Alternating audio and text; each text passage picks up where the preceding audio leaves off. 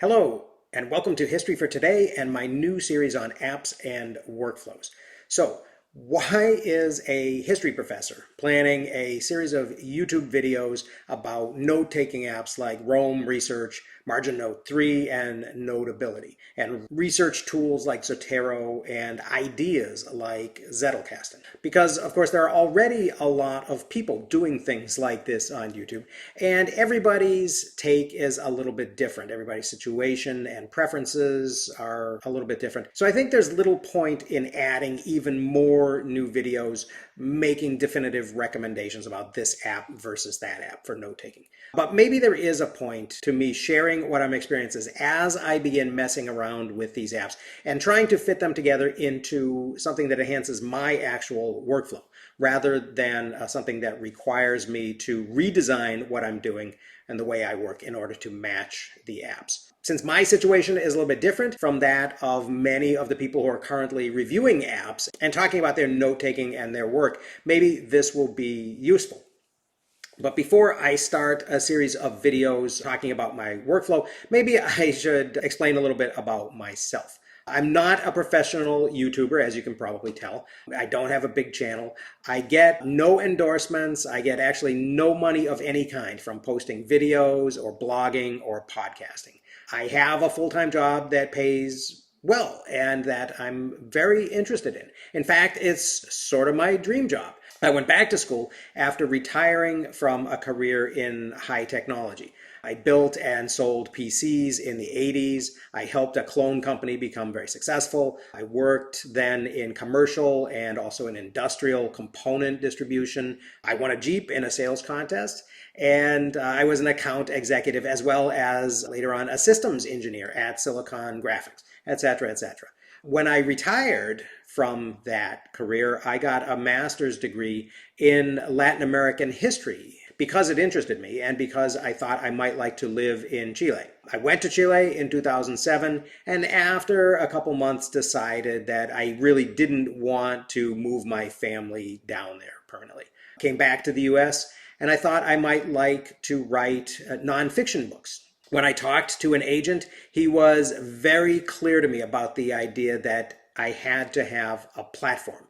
I had to have a legitimate credential that established my authority on the topic that I wanted to write about in order to even open doors to conversations about projects or have proposals read. At that time, we were living in Keene in southern New Hampshire, so I went back to my alma mater, UMass Amherst, and sort of elbowed my way into the PhD program in history. I finished my coursework pretty quickly, took my comprehensive exams, and then I was ABD. I then had a dissertation prospectus approved in early 2012 and was basically already done with all of the research that I needed to write and defend it. But my advisor told me not to move too quickly. And then she left UMass for a college in Boston, and I moved out of New Hampshire to Minnesota.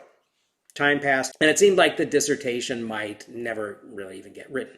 Then after a few years, when I spent my time hobby farming and teaching online courses for UMass from Minnesota and writing an environmental history textbook, a series of personal events convinced me that maybe it would be a good idea to get that dissertation completed. I opened up my archived folders and I went back to work on it. I started writing again in 2016 and I found that it was really a pretty quick project to finish. I do tend to work well with looming deadlines, I guess. I flew back to Amherst in the spring of 2017 and defended it. I got a PhD out of it, as well as a book contract to write a version of the dissertation for the Agrarian Studies series in the Yale University Press. Then a friend of mine and a former professor of mine in the master's degree program in Mankato emailed me in the summer of 2017 and said they were looking for an emergency replacement instructor at Bemidji State University, the local school here in my town that's part of the Minnesota state system. A professor who had been away on sabbatical was unable to return to her classes due to an illness. So 2 weeks before the start of classes, I got a job taking over all of her courses. Fast forward 3 years, and I've been working at BSU ever since. I'm about 4 weeks from the end of semester number 7. and the adjunct gig has morphed into first a fixed term appointment and finally into a tenure track assistant professorship. I've taken over the portfolio of the professor who was forced to retire due to her illness, and I've also begun designing my own courses and adding them into the rotation, in addition to modifying hers. I also wrote that book for the Yale Press, and it was published in early 2020. I've begun a new research project, but I haven't pitched it to an agent or to a press yet. Good news is, this time I actually do have a platform. I've also written a couple of additional textbooks that I have made available for free on the Open Textbook Network. So the work process for me that I'm interested in and that I'll be talking about in these videos has a lot to do with preparing course material for my undergraduates. I teach 4 courses per semester, and a couple of those each semester are courses that I teach in a regular rotation, survey courses that I do once a year, or one of them even every semester. Some of them are upper level electives that I do on a longer rotation. And then one class each semester is usually a brand new topics class or an experimental course that I will write up a proposal for and make permanent after I've shown that it works and have worked all the bugs out of it. The tools that I need to do this work include the apps that I use to accumulate the content that I want to cover, to process it myself, and then to make it presentable to students and manage their interactions with it and assess their success. Some of these will be the types of processes that other YouTubers have covered, since many of the people that I've watched have been students themselves. Others will be some of the things that writers and other more seasoned knowledge workers have focused on. Some processes I think will be relatively new, at least to people who haven't spent their time drilling down deep into EdTech. But probably the combination of them and the way that I use them won't be something that everybody has seen a dozen times before. I'm also just beginning the process of shifting my own courses to a new format called HyFlex, as if I didn't have enough on my plate already. HyFlex is both hybrid and also flexible, meaning that it uses online and other digital technologies, and that students get to choose their own learning process as they go through the class to fit their style and to fit their needs. And that means that on any given day, students are faced with an opportunity to come to class, to watch synchronous lectures and participate in Zoom discussions, as we're doing this semester, or to watch lecture videos asynchronously and then participate in online discussion forums and other forms of assessment that don't require them to be at a specific place at a specific time. In fact, my classes will be some of the only humanities courses, I think, at Bemidji State that will be meeting in person this January, assuming the governor doesn't lock down the state again. The really new element of this that sets it apart from all the variety of existing courses today that do one of these things or the other is that I'll be trying to create equivalent learning outcomes simultaneously on these 3 tracks that the students will be able to jump between in real time.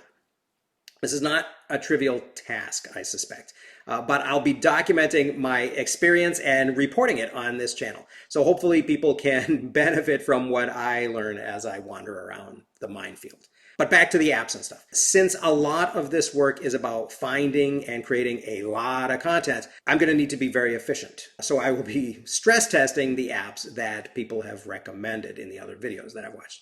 I'll also be teaching my students how to do this themselves, how to take notes and write essays. One of the new courses that we've designed that I'll be teaching in the next year is a historical methods course, where the students will get a chance to develop their own workflows. I'm going to be agnostic about apps, but I'm going to show them a bunch. And finally, and I'm not saying anything particularly new in this, but I do agree with the idea that it's important to show your work. I think that it's very useful for people to see others who may be a little bit ahead of them on the exploratory path, but not that far. Sometimes what we need is not so much a guru, but someone a little bit closer to our own situation, who can talk about the frustrations and the challenges of the climb before they've arrived at the mountaintop. I've frequently found that once I've reached a peak, the problems that I had along the way begin to fade from memory, which makes me less effective as a guide. I've also watched others, sometimes hoping to get a clue about what the next challenge on my path is going to be, but they're so far ahead that they've forgotten as well. So I hope these videos will be helpful, which I'll be presenting while I'm still on the journey.